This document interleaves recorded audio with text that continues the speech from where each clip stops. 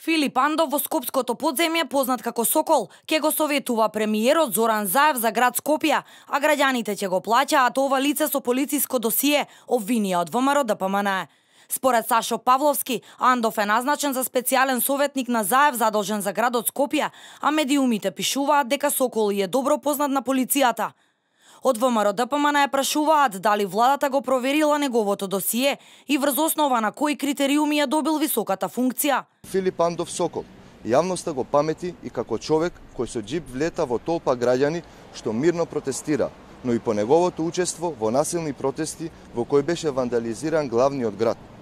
Дали е точно дека советникот Сокол на почеток на неделава удрил во пешак со мотор? Зошто МВР ја крие ова информација?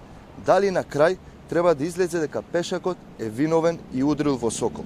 И по 3 часа од пресконференцијата на ВМРО ДПМН, од владата немаат одговор дали лицето Филип Андов е вработено како специјален советник на Заев.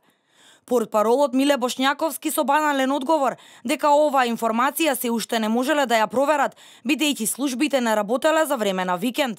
Во моментов немам одговор за вашето прашање, меѓутоа ќе провериме. Во текот на викендот службите не работат, ќе го добиете одговорот многу брзо. Критиката за поставувањето на Филип Андов Сокол за советник на Заев е последна во низата реакции од ВМРО ДПМН околу кадровските промени на владата во државните институции.